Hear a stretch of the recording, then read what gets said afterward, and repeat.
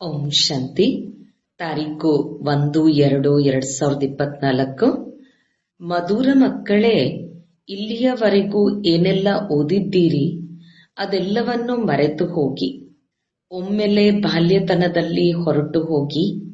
ಆಗ ಈ ಆತ್ಮಿಕ ವಿದ್ಯೆಯಲ್ಲಿ ಉತ್ತೀರ್ಣರಾಗಲು ಸಾಧ್ಯ.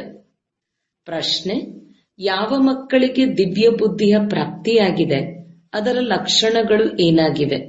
ಉತ್ತರ: ಅಂತಹ ಮಕ್ಕಳು ಈ ಹಳೆಯ ಪ್ರಪಂಚವನ್ನು ಈ ಕಣ್ಣುಗಳಿಂದ ನೋಡಿಯೂ ನೋಡದಂತಿರುತ್ತಾರೆ. ಅವರ ಬುದ್ಧಿಯಲ್ಲಿ ಸದಾ ಇರುತ್ತದೆ, ಈ ಹಳೆಯ ಪ್ರಪಂಚವು ಸಮಾಪ್ತಿ ಆಯಿತೆಂದರೆ ಆಯಿತು. ಈ ಶರೀರವು ಹಳೆಯದು, ತಮೋ ಪ್ರಧಾನವಾಗಿದೆ. ಆದ್ದರಿಂದ ಆತ್ಮವೂ ಸಹ ಹಳೆಯ ತಮೋ ಪ್ರಧಾನವಾಗಿದೆ. ಇದರೊಂದಿಗೇನು ಪ್ರೀತಿ ಇಡಬೇಕು? ಇಂತಹ ದಿವ್ಯ ಬುದ್ಧಿ ಉಳ್ಳ ಮಕ್ಕಳೇ ತಂದೆಗೂ ಪ್ರಿಯ ಎನಿಸುತ್ತಾರೆ. ಇಂತಹ ಮಕ್ಕಳೇ ನಿರಂತರ ತಂದೆಯ ನೆನಪಿನಲ್ಲಿರುತ್ತಾರೆ, ಸೇವೆಯಲ್ಲಿಯೂ ಮುಂದುವರಿಯುತ್ತಾರೆ. ಓಂ ಶಾಂತಿ. ಮಧುರಾತಿ ಮಧುರ ಆತ್ಮೀಯ ಮಕ್ಕಳಿಗೆ ಆತ್ಮಿಕ ತಂದೆಯು ತಿಳಿಸುತ್ತಾರೆ, ಹೇಗೆ ಈ ಸೀಮಿತವಾದ ಸನ್ಯಾಸಿಗಳು ಇರುತ್ತಾರೆ. ಅವರು ಮನೆ ಮಠವನ್ನು ಬಿಟ್ಟು ಹೋಗುತ್ತಾರೆ, ಏಕೆಂದರೆ ನಾವು ಬ್ರಹ್ಮತತ್ವದಲ್ಲಿ ಲೀನವಾಗಿ ಬಿಡುತ್ತೇವೆ. ಆದ್ದರಿಂದ ಪ್ರಪಂಚದಿಂದ ಆಸಕ್ತಿಯನ್ನು ಬಿಡಬೇಕು ಎಂದು ಹೇಳುತ್ತಾರೆ. ಹಾಗೆಯೇ ಅಭ್ಯಾಸವನ್ನು ಮಾಡುತ್ತಾರೆ. ಹೋಗಿ ಏಕಾಂತದಲ್ಲಿರುತ್ತಾರೆ. ಅವರು ಹಠಯೋಗಿ ತತ್ವಜ್ಞಾನಿಗಳಾಗಿದ್ದಾರೆ. ಬ್ರಹ್ಮತತ್ವದಲ್ಲಿ ಲೀನವಾಗಿ ಬಿಡುತ್ತೇವೆ ಎಂದು ತಿಳಿಯುತ್ತಾರೆ. ಆದ್ದರಿಂದ ಮಮತೆಯನ್ನು ತೆಗೆಯಲು ಗೃಹಸ್ಥವನ್ನು ಬಿಟ್ಟು ಹೋಗುತ್ತಾರೆ. ವೈರಾಗ್ಯವು ಬಂದು ಬಿಡುತ್ತದೆ. ಆದರೆ ಅಷ್ಟು ಬೇಗನೆ ಮಮತ್ವವು ಕಳೆಯುವುದಿಲ್ಲ. ಸ್ತ್ರೀ, ಮಕ್ಕಳು ಮೊದಲಾದವರು ನೆನಪಿಗೆ ಬರುತ್ತಿರುತ್ತಾರೆ. ಇಲ್ಲಂತೂ ನೀವು ಜ್ಞಾನದ ಬುದ್ಧಿಯಿಂದ ಎಲ್ಲವನ್ನೂ ಮರೆಯಬೇಕಾಗುತ್ತದೆ. ಯಾವುದೇ ವಸ್ತುವು ಬೇಗನೆ ಮರೆತು ಹೋಗುವುದಿಲ್ಲ. ಈಗ ನೀವು ಈ ಬೇಹದ್ದಿನ ಸನ್ಯಾಸವನ್ನು ಮಾಡುತ್ತೀರಿ. ನೆನಪಂತೂ ಎಲ್ಲಾ ಸನ್ಯಾಸಿಗಳಿಗೂ ಇರುತ್ತದೆ. ಆದರೆ ಬುದ್ಧಿಯಿಂದ ನಾವು ಬ್ರಹ್ಮತತ್ವದಲ್ಲಿ ಲೀನವಾಗಬೇಕು. ಆದ್ದರಿಂದ ದೇಹ ಭಾನವನ್ನು ಇಟ್ಟುಕೊಳ್ಳಬಾರದೆಂದು ತಿಳಿಯುತ್ತಾರೆ. ಅವರದು ಹಠಯೋಗವಾಗಿದೆ. ನಾವು ಈ ಶರೀರವನ್ನು ಬಿಟ್ಟು ಬ್ರಹ್ಮತತ್ವದಲ್ಲಿ ಲೀನವಾಗುತ್ತೇವೆ ಎಂದು ತಿಳಿಯುತ್ತಾರೆ. ಆದರೆ ನಾವು ಶಾಂತಿಧಾಮದಲ್ಲಿ ಹೋಗಲು ಹೇಗೆ ಸಾಧ್ಯ ಎಂಬುದು ಅವರು ತಿಳಿದೇ ಇಲ್ಲ. ನೀವೀಗ ತಿಳಿದಿದ್ದೀರಿ. ನಾವು ಮನೆಗೆ ಹೋಗಬೇಕಾಗಿದೆ. ಹೀಗೆ ವಿದೇಶದಿಂದ ಬರುತ್ತಾರೆಂದರೆ ನೀವು ಬಾಂಬೆಯ ಮೂಲಕ ಹೋಗಬೇಕೆಂದು ತಿಳಿಯುತ್ತೀರಿ. ಈಗ ನೀವು ಮಕ್ಕಳಿಗೂ ಸಹ ಪರಿಪಕ್ವ ನಿಶ್ಚಯವಿದೆ. ಪವಿತ್ರತೆಯೂ ಚೆನ್ನಾಗಿದೆ, ಜ್ಞಾನವೂ ಚೆನ್ನಾಗಿದೆ, ಒಳ್ಳೆಯ ಸಂಸ್ಥೆಯಾಗಿದೆ. ಮಾತೆಯರು ಬಹಳ ಪರಿಶ್ರಮ ಪಡುತ್ತಾರೆ ಎಂದು ಅನೇಕರು ಹೇಳುತ್ತಾರೆ. ಏಕೆಂದರೆ ಅವಿಶ್ರಾಂತರಾಗಿ ಸೇವೆ ಮಾಡುತ್ತಾರೆ. ತಮ್ಮ ತನು ಮನ ಧನವನ್ನು ತೊಡಗಿಸುತ್ತೀರಿ. ಆದ್ದರಿಂದ ಒಳ್ಳೆಯದು ಎಂದೆನಿಸುತ್ತದೆ. ಅದನ್ನು ತಂದೆಯೂ ಸಹ ಹೇಳುತ್ತಾರೆ. ಕೋಟಿಯಲ್ಲಿ ಕೆಲವರು, ಅರ್ಥಾತ್ ಯಾರು ನಿಮ್ಮ ಬಳಿ ಬರುತ್ತಾರೆಯೋ ಅವರಲ್ಲಿಯೂ ಕೆಲವರೇ ಯಥಾರ್ಥವಾಗಿ ತಿಳಿಯುತ್ತಾರೆ. ಈ ಹಳೆಯ ಪ್ರಪಂಚವಂತೂ ಈಗ ಸಮಾಪ್ತಿಯಾಗಲಿದೆ. ಈಗ ತಂದೆಯು ಬಂದಿದ್ದಾರೆಂದು ನಿಮಗೆ ತಿಳಿದಿದೆ. ಸಾಕ್ಷಾತ್ಕಾರವಾಗಲಿ ಅಥವಾ ಬಿಡಲಿ, ವಿವೇಕವಂತೂ ಹೇಳುತ್ತದೆ, ಬೇಹದ್ದಿನ ತಂದೆಯು ಬಂದಿದ್ದಾರೆ. ಇದು ನಿಮಗೂ ಸಹ ಗೊತ್ತಿದೆ. ತಂದೆಯು ಒಬ್ಬರೇ ಆಗಿದ್ದಾರೆ. ಅವರೇ ಪಾರಲೌಕಿಕ ತಂದೆ, ಜ್ಞಾನ ಸಾಗರನಾಗಿದ್ದಾರೆ. ಲೌಕಿಕ ತಂದೆಗಂತೂ ಎಂದು ಜ್ಞಾನಸಾಗರನೆಂದು ಹೇಳುವುದಿಲ್ಲ. ಇದನ್ನು ತಂದೆಯೇ ಬಂದು ನೀವು ಮಕ್ಕಳಿಗೆ ತಮ್ಮ ಪರಿಚಯವನ್ನು ಕೊಡುತ್ತಾರೆ. ನೀವು ಮಕ್ಕಳಿಗೂ ತಿಳಿದಿದೆ, ಈ ಹಳೆಯ ಪ್ರಪಂಚವು ಸಮಾಪ್ತಿಯಾಗಲಿದೆ. ನಾವು 84 ಜನ್ಮಗಳ ಚಕ್ರವನ್ನು ಪೂರ್ಣ ಮಾಡಿದೆವು. ಈಗ ನಾವು ಹಿಂತಿರುಗಿ ಶಾಂತಿಧಾಮದ ಮೂಲಕ ಸುಖಧಾಮಕ್ಕೆ ಹೋಗಲು ಪುರುಷಾರ್ಥ ಮಾಡುತ್ತೇವೆ. ಶಾಂತಿಧಾಮಕ್ಕಂತೂ ಅವಶ್ಯಕವಾಗಿ ಹೋಗಬೇಕು. ಅಲ್ಲಿಂದ ಮತ್ತೆ ಇಲ್ಲಿಗೆ ಹಿಂತಿರುಗಿ ಬರಬೇಕು. ಮನುಷ್ಯರಂತೂ ಈ ಮಾತುಗಳಲ್ಲಿ ಗೊಂದಲಕ್ಕೊಳಗಾಗಿದ್ದಾರೆ. ಯಾರೇ ಸತ್ತರೂ ವೈಕುಂಠಕ್ಕೆ ಹೋದರೆಂದು ತಿಳಿಯುತ್ತಾರೆ. ಆದರೆ ವೈಕುಂಠ ಎಲ್ಲಿದೆ? ಈ ವೈಕುಂಠದ ಹೆಸರಂತೂ ಭಾರತವಾಸಿಗಳಿಗೆ ಗೊತ್ತಿದೆ. ಅನ್ಯ ಧರ್ಮದವರಿಗೆ ಗೊತ್ತೇ ಇಲ್ಲ. ಕೇವಲ ಹೆಸರನ್ನು ಕೇಳಿದ್ದಾರೆ, ಚಿತ್ರಗಳನ್ನು ನೋಡಿದ್ದಾರೆ, ದೇವತೆಗಳ ಹಲವಾರು ಮಂದಿರಗಳನ್ನು ನೋಡಿದ್ದಾರೆ. ಹೇಗೆ ಈ ದಿಲ್ವಾಡ ಮಂದಿರವಿದೆ, ಇದನ್ನು ಲಕ್ಷಾಂತರ ಕೋಟ್ಯಾಂತರ ರೂಪಾಯಿಗಳನ್ನು ಖರ್ಚು ಮಾಡಿಸುತ್ತಲೇ ಇರುತ್ತಾರೆ. ದೇವಿ ದೇವತೆಗಳಿಗೆ ವೈಷ್ಣವರೆಂದು ಕರೆಯುತ್ತಾರೆ. ಅವರು ವಿಷ್ಣುವಿನ ವಂಶಾವಳಿಯಾಗಿದ್ದಾರೆ. ಅವರಂತೂ ಪವಿತ್ರರು ಆಗಿಯೇ ಇದ್ದಾರೆ.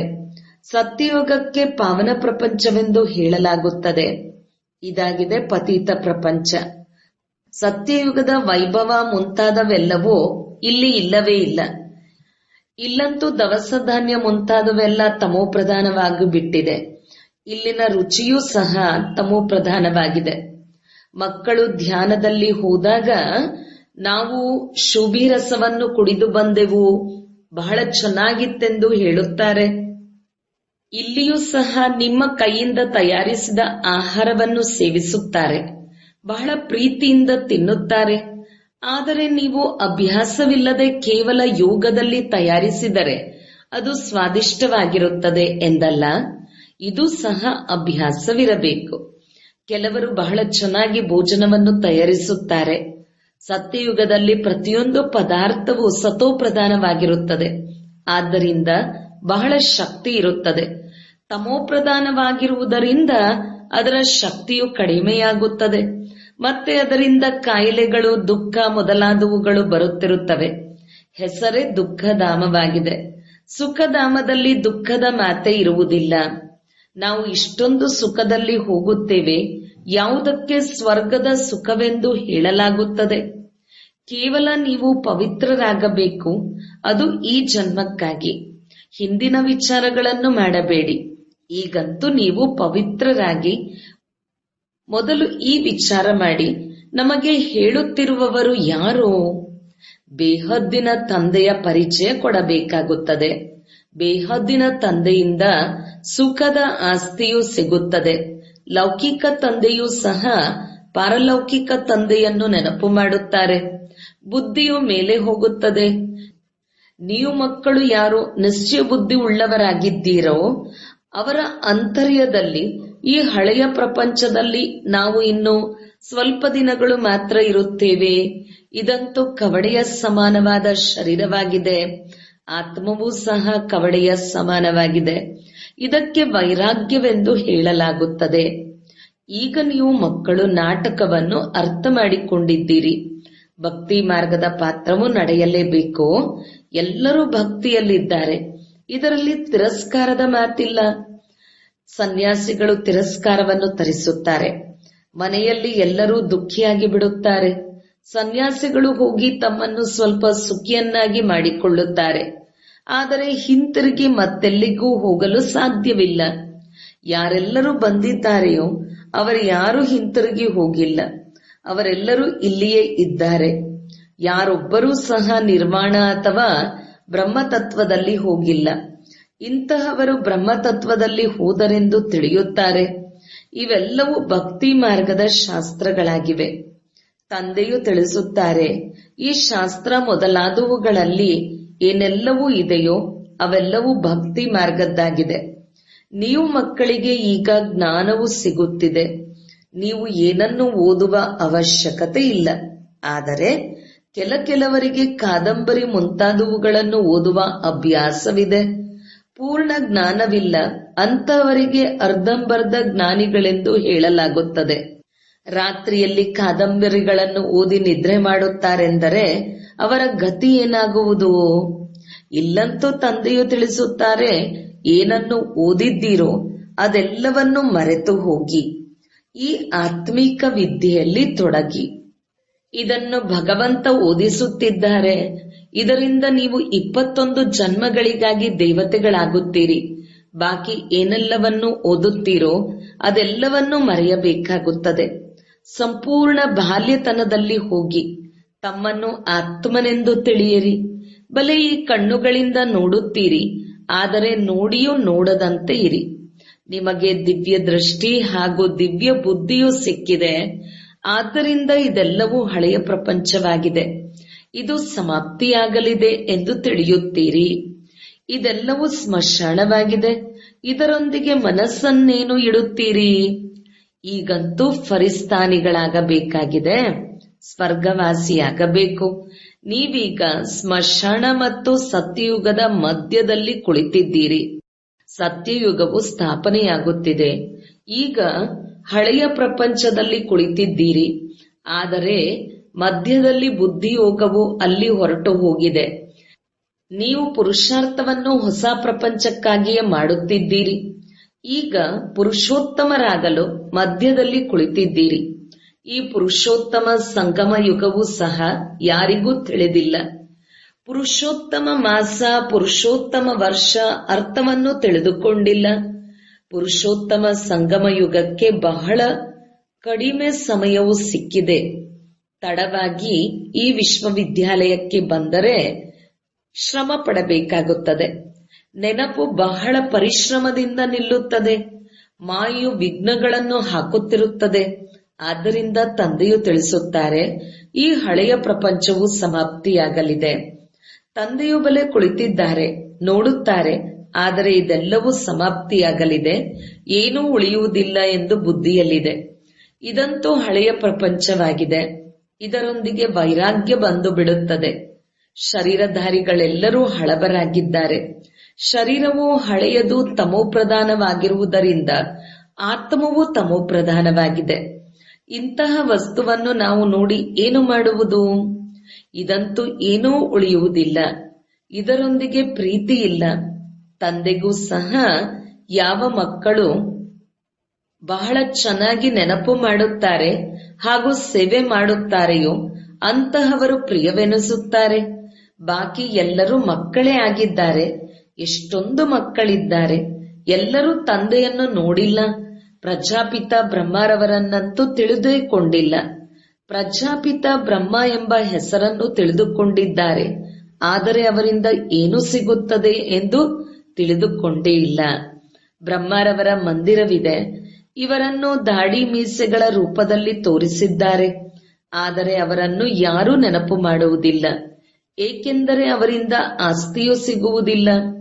ಆತ್ಮಗಳಿಗೆ ಒಂದನೆಯದಾಗಿ ದೈಹಿಕ ತಂದೆ ಇದ್ದಾರೆ. ಎರಡನೆಯದಾಗಿ ಆತ್ಮೀಯ ತಂದೆಯಿಂದ ಆಸ್ತಿಯೂ ಸಿಗುತ್ತದೆ. ಪ್ರಜಾಪಿತ ಬ್ರಹ್ಮನನ್ನಂತೂ ಯಾರೂ ತಿಳಿದುಕೊಂಡೇ ಇಲ್ಲ. ಇದು ಆಶ್ಚರ್ಯಕರವಾಗಿದೆ.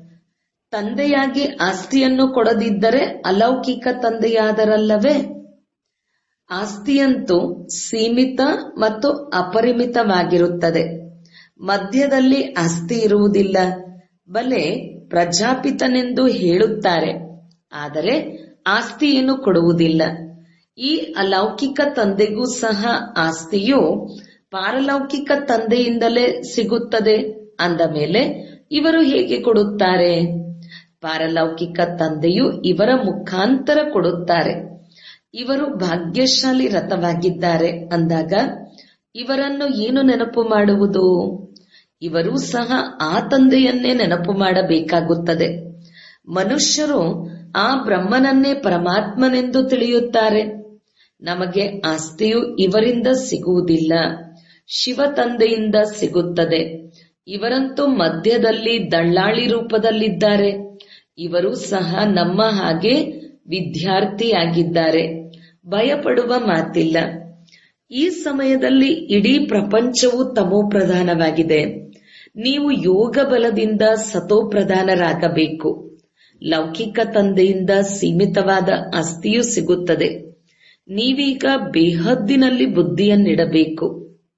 ತಂದೆಯು ತಿಳಿಸುತ್ತಾರೆ, ತಂದೆಯ ಹೊರತು ಮತ್ಯಾರಿಂದಲೂ ಏನೂ ಸಿಗುವುದಿಲ್ಲ. ಬಲೆ ದೇವತೆಗಳಾಗಿದ್ದರೂ ಸಹ ಈ ಸಮಯದಲ್ಲಂತೂ ಎಲ್ಲರೂ ತಮೋಪ್ರಧಾನರಾಗಿದ್ದಾರೆ. ಲೌಕಿಕ ತಂದೆಯಿಂದ ಆಸ್ತಿಯಂತೂ ಅವಶ್ಯಕವಾಗಿ ಸಿಗುತ್ತದೆ. ಬಾಕಿ ಲಕ್ಷ್ಮೀನಾರಾಯಣರಿಂದ ಏನನ್ನು ಬಯಸುತ್ತೀರಿ? ಇವರು ಅಮರರಾಗಿದ್ದಾರೆ ಎಂದು ಮರಣ ಹೊಂದುವುದಿಲ್ಲ, ತಮೋಪ್ರಧಾನವಾಗುತ್ತಾರೆ ಎಂದು ತಿಳಿಯುತ್ತಾರೆ. ಆದರೆ ನಿಮಗೆ ತಿಳಿದಿದೆ, ಯಾರು ಸತೋಪ್ರಧಾನರಾಗಿದ್ದಾರೆಯೋ ಅವರೇ ತಮೋಪ್ರಧಾನತೆಯಲ್ಲಿ ಬರುತ್ತಾರೆ. ಶ್ರೀಕೃಷ್ಣನನ್ನು ಲಕ್ಷ್ಮೀನಾರಾಯಣರಿಗಿಂತಲೂ ಶ್ರೇಷ್ಠರೆಂದು ತಿಳಿಯುತ್ತಾರೆ. ಏಕೆಂದರೆ ಈ ಲಕ್ಷ್ಮೀನಾರಾಯಣರಿಗೆ ವಿವಾಹವಾಗಿದೆ. ಆದರೆ ಕೃಷ್ಣನು ಜನ್ಮತಃ ಪವಿತ್ರ. ಆದ್ದರಿಂದ ಬಾಲ್ಯದಲ್ಲಿ ಸತೋಪ್ರಧಾನತೆ ಇರುವ ಕಾರಣ ಕೃಷ್ಣನಿಗೆ ಬಹಳ ಮಹಿಮೆಯಿದೆ. ಕೃಷ್ಣನನ್ನು ಉಯ್ಯಾಲೆಯಲ್ಲಿ ತೂಗುತ್ತಾರೆ. ಕೃಷ್ಣ ಜಯಂತಿಯನ್ನು ಆಚರಿಸುತ್ತಾರೆ. ಲಕ್ಷ್ಮೀನಾರಾಯಣರ ಜಯಂತಿಯನ್ನು ಏಕೆ ಆಚರಿಸುವುದಿಲ್ಲ? ಜ್ಞಾನವಿಲ್ಲದಿರುವ ಕಾರಣ ಕೃಷ್ಣನನ್ನು ದ್ವಾಪರದಲ್ಲಿ ಕರೆದುಕೊಂಡು ಹೋಗಿದ್ದಾರೆ. ಗೀತಾ ಜ್ಞಾನವನ್ನು ದ್ವಾಪರದಲ್ಲಿ ಕೊಟ್ಟಿದ್ದಾರೆಂದು ಹೇಳುತ್ತಾರೆ. ಅನ್ಯರಿಗೆ ತಿಳಿಸುವುದು ಎಷ್ಟೊಂದು ಕಠಿಣವಾಗಿದೆ. ಜ್ಞಾನವು ಪರಂಪರೆಯಿಂದ ನಡೆದು ಬರುತ್ತಿದೆ ಎಂದು ಹೇಳಿಬಿಡುತ್ತಾರೆ. ಆದರೆ ಪರಂಪರೆ ಎಂದರೆ ಯಾವಾಗಿನಿಂದ? ಇದನ್ನು ಯಾರೂ ತಿಳಿದುಕೊಂಡಿಲ್ಲ. ಪೂಜೆಯು ಯಾವಾಗಿನಿಂದ ಪ್ರಾರಂಭವಾಗಿದೆಯೋ ಅದನ್ನು ತಿಳಿದುಕೊಂಡಿಲ್ಲ. ಆದ್ದರಿಂದ ರಚಯಿತ ಮತ್ತು ರಚನೆಯ ಸೃಷ್ಟಿಯ ಆದಿ ಮಧ್ಯ ಅಂತ್ಯವನ್ನು ತಿಳಿದುಕೊಂಡಿಲ್ಲವೆಂದು ಹೇಳುತ್ತಾರೆ. ಕಲ್ಪದ ಆಯಸ್ಸು ಲಕ್ಷಾಂತರ ವರ್ಷಗಳೆಂದು ಹೇಳುವುದರಿಂದ ಪರಂಪರೆ ಎಂದು ಹೇಳಿಬಿಡುತ್ತಾರೆ. ತಿಥಿ ತಾರೀಕು ಏನನ್ನೂ ತಿಳಿದುಕೊಂಡಿಲ್ಲ. ಲಕ್ಷ್ಮೀನಾರಾಯಣರ ಜನ್ಮದಿನವನ್ನು ಆಚರಿಸುವುದಿಲ್ಲ. ಇದಕ್ಕೆ ಅಜ್ಞಾನ ಅಂಧಕಾರವೆಂದು ಹೇಳಲಾಗುತ್ತದೆ. ನಿಮ್ಮಲ್ಲಿಯೂ ಸಹ ಯಥಾರ್ಥ ರೀತಿಯಲ್ಲಿ ಈ ಮಾತುಗಳನ್ನು ತಿಳಿದುಕೊಂಡಿಲ್ಲ. ಆದ್ದರಿಂದಲೇ ಮಹಾರಥಿ, ಕುದುರೆ ಸವಾರರು ಮತ್ತು ಕಾಲಾಳುಗಳು ಎಂದು ಹೇಳಲಾಗಿದೆ. ಗಜವನ್ನು ಮೊಸಳೆಯು ತಿಂದಿತು. ಮೊಸಳೆಯು ಬಹಳ ದೊಡ್ಡದಿರುತ್ತದೆ. ಒಂದೇ ಸಲ ನುಂಗಿ ಬಿಡುತ್ತದೆ. ಹೇಗೆ ಸರ್ಪವು ಕಪ್ಪೆಯನ್ನು ನುಂಗುತ್ತದೆಯೋ ಹಾಗೆ. ಭಗವಂತನನ್ನು ಹೂದೋಟದ ಮಾಲೀಕ, ಅಂಬಿಗನೆಂದು ಏಕೆ ಹೇಳುತ್ತಾರೆ? ಇದನ್ನು ಸಹ ನೀವು ಈಗ ತಿಳಿದುಕೊಂಡಿದ್ದೀರಿ. ತಂದೆಯು ಬಂದು ವಿಷಯ ಸಾಗರದಿಂದ ದೂರ ಕರೆದುಕೊಂಡು ಹೋಗುತ್ತಾರೆ. ಆದ್ದರಿಂದ ಅಂಬಿಗನೇ ನನ್ನ ದೋಣಿಯನ್ನು ಪಾರು ಮಾಡು ಎಂದು ಹೇಳುತ್ತಾರೆ. ನಿಮಗೂ ಸಹ ನಾವು ಹೇಗೆ ಪಾರಾಗುತ್ತೇವೆಂದು ತಿಳಿದಿದೆ. ಅಲ್ಲಿ ದುಃಖ ನೋವಿನ ಮಾತಿರುವುದಿಲ್ಲ. ನೀವು ಕೇಳಿ ಅನ್ಯರಿಗೂ ಹೇಳುತ್ತೀರಿ. ಜೀವನದ ದೋಣಿಯನ್ನು ಪಾರು ಮಾಡುವ ಅಂಬಿಗನು ತಿಳಿಸುತ್ತಾರೆ, ಹೇ ಮಕ್ಕಳೇ, ನೀವೆಲ್ಲರೂ ತಮ್ಮನ್ನು ಆತ್ಮನೆಂದು ತಿಳಿಯಿರಿ. ನೀವು ಮೊದಲು ಕ್ಷೀರಸಾಗರದಲ್ಲಿದ್ದಿರಿ, ಈಗ ವಿಷಯ ಸಾಗರದಲ್ಲಿ ಬಂದು ತಲುಪಿದ್ದೀರಿ. ಮೊದಲು ನೀವು ದೇವತೆಗಳಾಗಿದ್ದಿರಿ. ಸ್ವರ್ಗವು ವಂಡರ್ ಆಫ್ ದ ವರ್ಲ್ಡ್, ಅದ್ಭುತಗಳಲ್ಲಿ ಒಂದಾಗಿದೆ. ಇಡೀ ಪ್ರಪಂಚದಲ್ಲಿ ಆತ್ಮೀಕ ಅದ್ಭುತವು ಸ್ವರ್ಗವಾಗಿದೆ. ಹೆಸರನ್ನು ಕೇಳುತ್ತಿದ್ದಂತೆಯೇ ಖುಷಿಯಾಗುತ್ತದೆ. ಅಂತಹ ಸ್ವರ್ಗದಲ್ಲಿ ನೀವು ಇರುತ್ತೀರಿ. ಇಲ್ಲಿ 7 ಅದ್ಭುತಗಳನ್ನು ತೋರಿಸುತ್ತಾರೆ. ತಾಜ್ ಮಹಲ್ ಅನ್ನು ಸಹ ಅದ್ಭುತವೆಂದು ಹೇಳುತ್ತಾರೆ. ಆದರೆ ಅಲ್ಲಿ ಯಾರೂ ಇರಲು ಸಾಧ್ಯವಿಲ್ಲ. ನೀವಂತೂ ಅಂತಹ ಅದ್ಭುತವಾದ ಸ್ವರ್ಗಕ್ಕೆ ಮಾಲೀಕರಾಗುತ್ತೀರಿ. ನೀವು ಇರುವುದಕ್ಕಾಗಿ ತಂದೆಯು ಎಷ್ಟು ಅದ್ಭುತವಾದ ವೈಕುಂಠವನ್ನು ಸ್ಥಾಪಿಸುತ್ತಾರೆ. 21 ಜನ್ಮಗಳಿಗಾಗಿ ಪದಮಾಪದಂಪತಿಗಳಾಗುತ್ತೀರಿ ಅಂದ ಮೇಲೆ ನೀವು ಮಕ್ಕಳಿಗೆ ಎಷ್ಟೊಂದು ಖುಷಿ ಇರಬೇಕು. ನಾವು ಅಲ್ಲಿಗೆ ಹೋಗುತ್ತಿದ್ದೇವೆ. ಅನೇಕ ಬಾರಿ ಮಕ್ಕಳು ಸ್ವರ್ಗಕ್ಕೆ ಹೋಗಿದ್ದೀರಿ. ನೀವು ಚಕ್ರವನ್ನು ಸುತ್ತುತ್ತಲೇ ಇರುತ್ತೀರಿ. ಪುರುಷಾರ್ಥವನ್ನು ಸಹ ಹೀಗೆ ಮಾಡಬೇಕು. ಹೊಸ ಪ್ರಪಂಚದಲ್ಲಿ ನಾವು ಮೊಟ್ಟ ಮೊದಲು ಬರಬೇಕು. ಹಳೆಯ ಮನೆಗೆ ಹೋಗಲು ಮನಸ್ಸಾಗುತ್ತದೆಯೇ? ತಂದೆಯು ಒತ್ತು ಕೊಟ್ಟು ಹೇಳುತ್ತಾರೆ, ಪುರುಷಾರ್ಥವನ್ನು ಮಾಡಿ ಹೊಸ ಪ್ರಪಂಚದಲ್ಲಿ ಹೋಗಿ. ತಂದೆಯು ನಮ್ಮನ್ನು ವಿಶ್ವದ ಅದ್ಭುತವಾದ ಸ್ವರ್ಗಕ್ಕೆ ಮಾಲೀಕರನ್ನಾಗಿ ಮಾಡುತ್ತಾರೆ ಅಂದಾಗ ಅಂತಹ ತಂದೆಯನ್ನು ನಾವೇಕೆ ನೆನಪು ಮಾಡಬಾರದು? ಬಹಳ ಪರಿಶ್ರಮ ಪಡಬೇಕು. ಈ ಹಳೆಯ ಪ್ರಪಂಚವನ್ನು ನೋಡಿಯೂ ನೋಡದಂತಿರಿ. ತಂದೆಯು ತಿಳಿಸುತ್ತಾರೆ, ಬಲೆ ನಾನು ನೋಡುತ್ತೇನೆ, ಆದರೆ ನಾನು ಸ್ವಲ್ಪ ದಿನಗಳ ಯಾತ್ರಿಕನಾಗಿದ್ದೇನೆಂದು ನನ್ನಲ್ಲಿ ಜ್ಞಾನವಿದೆ. ಹಾಗೆಯೇ ನೀವು ಸಹ ಪಾತ್ರವನ್ನು ಅಭಿನಯಿಸಲು ಬಂದಿದ್ದೀರಿ. ಆದ್ದರಿಂದ ಇದರೊಂದಿಗಿನ ಮಮತೆಯನ್ನು ತೆಗೆಯಿರಿ. ಒಳ್ಳೆಯದು. ಮಧುರಾತಿ ಮಧುರ ಅಗಲಿ ಹೋಗಿ ಮರಳಿ ಸಿಕ್ಕಿರುವಂತಹ ಮಕ್ಕಳಿಗೆ ಪ್ರೀತಿಯ ಮಾತಾಪಿತಾ ಬಾಬ್ದಾದರವರ ನೆನಪು, ಪ್ರೀತಿ ಹಾಗೂ ಸುಪ್ರಭಾತ. ಆತ್ಮೀಯ ಮಕ್ಕಳಿಗೆ ಆತ್ಮೀಯ ತಂದೆಯ ನಮಸ್ತೆ. ಧಾರಣೆಗಾಗಿ ಮುಖ್ಯ ಸಾರ 1. ಆತ್ಮಿಕ ವಿದ್ಯೆಯಲ್ಲಿ ಸದಾ ತತ್ಪರರಾಗಿರಬೇಕು ಎಂದು ಸಹ ಕಾದಂಬರಿ ಮೊದಲಾದವುಗಳನ್ನು ಓದುವ ಕೆಟ್ಟ ಅಭ್ಯಾಸವನ್ನು ಇಟ್ಟುಕೊಳ್ಳಬಾರದು. ಇದುವರೆಗೂ ಏನೆಲ್ಲವನ್ನು ಓದಿದ್ದೀರೋ ಅದೆಲ್ಲವನ್ನೂ ಮರೆತು ತಂದೆಯನ್ನು ನೆನಪು ಮಾಡಬೇಕು. 2. ಈ ಹಳೆಯ ಪ್ರಪಂಚದಲ್ಲಿ ಸ್ವಯಂ ಅನ್ನು ಅತಿಥಿ ಎಂದು ತಿಳಿದು ಇರಬೇಕು. ಇದರೊಂದಿಗೆ ಪ್ರೀತಿಯನ್ನಿಟ್ಟುಕೊಳ್ಳಬಾರದು. ನೋಡಿದರೂ ನೋಡದಂತಿರಬೇಕು. ವರದಾನ: ಸಾಹಸ ಮತ್ತು ಉಮಂಗ ಉತ್ಸಾಹದ ರೆಕ್ಕೆಗಳಿಂದ ಹಾರುವ ಕಲೆಯಲ್ಲಿ ಹಾರುವಂತಹ ತೀವ್ರ ಪುರುಷಾರ್ಥಿ ಭವ. ಹಾರುವ ಕಲೆಯ 2 ರೆಕ್ಕೆಗಳಾಗಿವೆ, ಸಾಹಸ ಮತ್ತು ಉಮಂಗ ಉತ್ಸಾಹ. ಯಾವುದೇ ಕಾರ್ಯದಲ್ಲಿ ಸಫಲತೆಯನ್ನು ಪ್ರಾಪ್ತಿ ಮಾಡಿಕೊಳ್ಳುವುದಕ್ಕಾಗಿ ಸಾಹಸ ಮತ್ತು ಉಮಂಗ ಉತ್ಸಾಹವು ಬಹಳ ಅವಶ್ಯಕತೆ ಇದೆ. ಎಲ್ಲಿ ಉಮಂಗ ಉತ್ಸಾಹ ಇರುವುದಿಲ್ಲವೋ ಅಲ್ಲಿ ಸುಸ್ತಾಗುತ್ತದೆ ಮತ್ತು ಸುಸ್ತಾಗಿರುವವರೊಂದಿಗೆ ಸಫಲರಾಗುವುದಿಲ್ಲ. ವರ್ತಮಾನ ಸಮಯಕ್ಕನುಸಾರವಾಗಿ ಹಾರುವ ಕಲೆಯ ಹೊರತು ಗುರಿಯನ್ನು ತಲುಪಲು ಸಾಧ್ಯವಾಗುವುದಿಲ್ಲ. ಏಕೆಂದರೆ ಪುರುಷಾರ್ಥವು 1 ಜನ್ಮದ್ದು ಮತ್ತು ಪ್ರಾಪ್ತಿಯು ಕೇವಲ 21 ಜನ್ಮಕ್ಕಾಗಿಯೇ ಅಲ್ಲ, ಇಡೀ ಕಲ್ಪಕ್ಕಾಗಿದೆ.